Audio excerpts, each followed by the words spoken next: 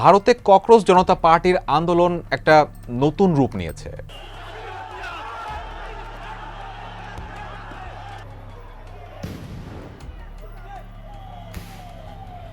ভারতীয় গণমাধ্যম যে প্রথম সারির পত্রিকা হিন্দু দাবি করছে আন্দোলন শুধু রাজধানীতে আর সীমাবদ্ধ নেই, ছড়িয়ে পড়েছে হিমাচলে, উত্তরপ্রদেশে, মহারাষ্ট্রে, মুম্বাইয়ে, গোয়া সহ ভারতের বিভিন্ন প্রদেশে। দিল্লিতে আন্দোলনের সময় আটক করা হয়েছে রাহুল গান্ধীকে, প্রিয়াঙ্কা গান্ধীকে এবং আরও শীর্ষ বিরোধী নেতাদের। ভারতের শিক্ষামন্ত্রী দাবি করছেন আন্দোলনকে হাতিয়ার হিসেবে ব্যবহার করছে কংগ্রেস। আবার উল্টো দিকে আন্দোলনকারীরা বলছে শিক্ষামন্ত্রী যদি পদত্যাগ না করে আন্দোলন চলবে। তাহলে এখন প্রশ্ন উঠছে, ভারতের এই আন্দোলন কোন দিকে যাচ্ছে? আর মোদী সরকারের নিয়ন্ত্রণের বাইরে কি আন্দোলনটি চলে যাচ্ছে? জানবো আজকের স্টার এক্সপ্রেসে। গত মাসের ২০ তারিখ অর্থাৎ জুনের ২০ তারিখ থেকে শিক্ষা ও চাকরির নিয়োগ ব্যবস্থার একটা সংস্কারের দাবিতে দিল্লির যন্তর মন্তরে একটা অবস্থান কর্মসূচি শুরু করে ককরোচ জনতা পার্টি বা সিজেপি। আন্দোলন শুরু করার প্রধান কারণ ছিল ভারতের মেডিকেলে ভর্তি পরীক্ষার যে প্রশ্নপত্র তা ফাঁস হয়ে যাওয়া। ধর্মেন্দ্র প্রধানের পদত্যাগ দাবি করে সিজেপি। এর সাথে শিক্ষাবিদ ও জলবায়ু আন্দোলন কর্মী সোনাম ওয়াংচুক অনশন শুরু করলে এই আন্দোলনটা একটা নতুন মাত্রা পায়। কিন্তু তাকে যখন জোরপূর্বক তুলে নিয়ে যাওয়া হলো, দিল্লিতে রাজনৈতিক উত্তেজনা তখন আরও তীব্র আকার ধারণ করতে থাকে। সিজেপির সংসদ চলো কর্মসূচিতে লাঠিচার্জ করে পুলিশ।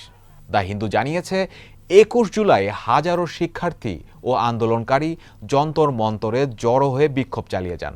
তারা দাবি করছে পুলিশের বল প্রয়োগ আন্দোলন তো দমাতেই পারেনি, উল্টো আন্দোলনকে আরও জোরদার করার প্রেরণা জুগিয়েছে। আন্দোলনকারীদের সমর্থনে প্রধানমন্ত্রী নরেন্দ্র মোদীর বাসভবনের সামনে অবস্থান কর্মসূচি নেন বিরোধী নেতারা।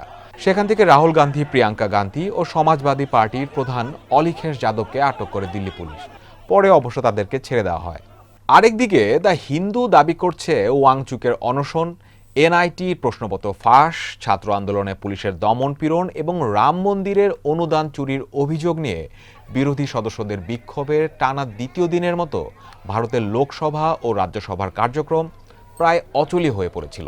সোনাম ওয়াংচুকের অনশন ঘিরে যখন তুমুল উত্তেজনা চলছে ভারতে, তখন আরেকটি ঐতিহাসিক অনশনের কথা কিন্তু সামনে চলে আসে। সেটি ৫৮ দিনের অনশন ছিল এবং অনশনটি করেছিলেন পট্টি শ্রীরামুলু। এই অনশনটি ভারতের ইতিহাস ও মানচিত্র একবার বদলে দিয়েছিল। ১৯৫২ সালে তিনি এই অনশন করেন। তার দাবি ছিল তেলেগু ভাষীদের জন্য পৃথক একটা রাজ্য গঠন। সে সময় প্রধানমন্ত্রী ছিলেন জওহরলাল নেহরু। তিনি এই দাবি একেবারেই প্রত্যাখ্যান করেন। কিন্তু অনশনের ৫৮তম দিনে যখন শ্রীরামুলুর মৃত্যু হয়, তখন তেলেগু ভাষী অঞ্চল জুড়ে ব্যাপক বিক্ষোভ ছড়িয়ে পড়ে। সরকারি ভবনে হামলা, রেলপথ অবরোধের মতো ঘটনার মুখে বাধ্য হয়ে আলাদা অন্ধ্র রাষ্ট্র গঠনের ঘোষণা দেন নেহেরু। আর ভারতে অনশন করে দাবি আদায়ের ইতিহাস বেশ পুরনোই। তাই সোনাম ওয়াংচুককে অনশন থেকে তুলে নিয়ে যাওয়ার ঘটনা ভারতের রাজনীতিকে কোন দিকে নিবে সেটাই এখন দেখার বিষয়। এবার আসি একটা ভিন্ন প্রসঙ্গে। ভারতের পত্রিকা হিন্দু দাবি করেছে এই আন্দোলন দিল্লির বাইরে ছড়িয়ে পড়ছে বিভিন্ন রাজ্যে। উত্তরপ্রদেশ, মহারাষ্ট্র, মুম্বাই সহ বিভিন্ন প্রদেশে এই আন্দোলন এখন চলছে। তাই প্রশ্ন আসছে, আন্দোলন কি মোদী সরকারের নিয়ন্ত্রণের বাইরে চলে যাচ্ছে?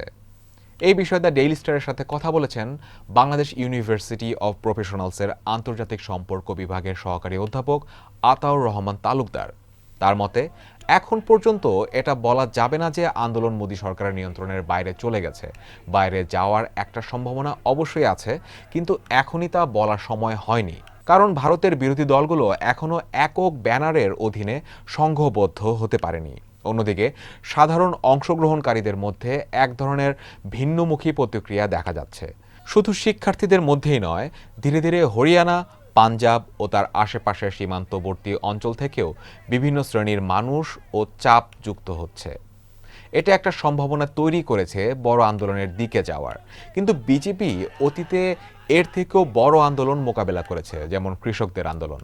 তাই পরিস্থিতি দেশটির সরকারের নিয়ন্ত্রণের বাইরে চলে গেছে এ কথা এখনই বলা যাচ্ছে না। তবে আন্দোলনের ভবিষ্যৎ কোন দিকে যেতে পারে সে বিষয়ে সহকারী অধ্যাপক আতাউর রহমান বলেন, সরকার যদি এখনই আন্দোলনকারীদের প্রাথমিক দাবিগুলো মেনে নেয় তাহলে আন্দোলন ধীরে ধীরে সীমিত হয়ে যাবে। যেহেতু বিজেপি দীর্ঘদিন সরকারে আছে, তাই তাদের মধ্যে এক ধরনের আত্মবিশ্বাস আছে। সে আত্মবিশ্বাস থেকে যদি সরকার তার অবস্থানে অনড় থাকে এবং আন্দোলনকারীদের উপর দমন পীড়নের মাত্রা আরও বাড়ায়, সেক্ষেত্রে আন্দোলনকারীরা নতুন নতুন ইস্যু ও দাবি নিয়ে সামনে আসতে পারে। সেসব দাবি মেনে নেওয়া সরকারের পক্ষে সম্ভব নাও হতে পারে। তবে দীর্ঘদিন ধরে ভারতের সাধারণ মানুষের মধ্যে এক ধরনের ক্ষোভ ও রাগ আছে। ভারতের অর্থনীতির অবস্থা ভালো না, তরুণরা নতুন চাকরি পাচ্ছে না, এর মাঝে ভর্তি পরীক্ষার প্রশ্ন ফাঁস। সব মিলিয়ে অনেকের মাঝে বিজেপির প্রতি এক ধরনের অসন্তোষ আছে। তো সবশেষে বলা যায়, প্রশ্নপত্র ফাঁস থেকে যে আন্দোলনের সূচনা হলো সেটি এখন ভারতের রাজনৈতিক স্থিতিশীলতার একটা পরীক্ষায় নিয়ে নেবে। শেষ পর্যন্ত সরকার নাকি আন্দোলনকারী, কাদের অবস্থান বদলাবে সেটা এখন দেখার বিষয়।